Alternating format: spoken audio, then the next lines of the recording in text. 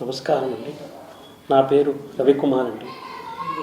నేను పెద్దజీయర్ స్వామి మఠంలో కొంతకాలంగా గుమాస్తాగా పనిచేస్తున్నాను. అలాగే కేబుల్ బిజినెస్ ఉంది, రియల్ ఎస్టేట్ వ్యాపారం కూడా చేసుకుంటూ ఉన్నాను. గత 2 సంవత్సరాల క్రితము ఏప్రిల్ 29వ తారీఖున 2023 ఆ రోజు పరకామణిలో ఒక తప్పు చేశాను. నేను ఆ తప్పుకు ప్రాయశ్చితంగా నేను మా కుటుంబం మహాపాపంగా భావించి నా ఆస్తిలో 90% స్వామివారికి ఇవ్వాలని అనుకున్నాము. అలాగే స్వామివారి పేరు రాసి ఇచ్చాము.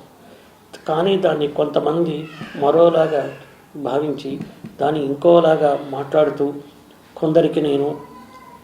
కొందరి ఒత్తిళ్లతో నేను చేశానని, కొందరికేవో నేను డబ్బులు ఇచ్చానని, ఆస్తి రూపంగా ఇచ్చానని ఏవేవో మాట్లాడుతున్నారు.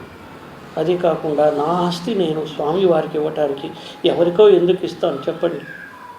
అది కాకుండా నన్ను కొంతమంది బ్లాక్మెయిల్ కూడా చేశారండి. ఆ బ్లాక్మెయిల్ చేశారు. వారి మీద కూడా కొంతమంది మీద కేసులు కూడా పెట్టడం జరిగిందండి.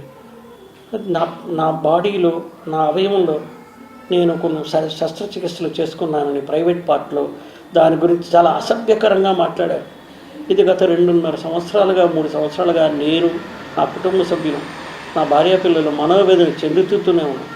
ఈ రోజు వరకు కూడా మేము ఆ బాధ నుంచి కోలుకోలేకుండా ఉన్నాము. వాటి గురించి డిబేట్లు పెట్టడం, మా గురించి అసభ్యంగా మాట్లాడడము మేము తీసుకోలేకపోతున్నామండి.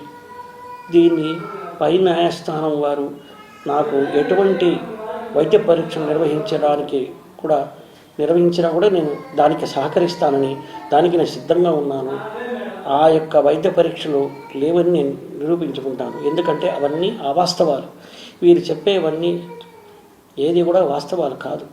దయచేసి అర్థం చేసుకోండి. నా మనోవేదన ఈ రోజుకి నా భార్యాపిల్లలు తలుచుకుంటే నేను ఎంత మహాపాపం చేశాను తలుచుకుని బాధపడి రోజు లేదు.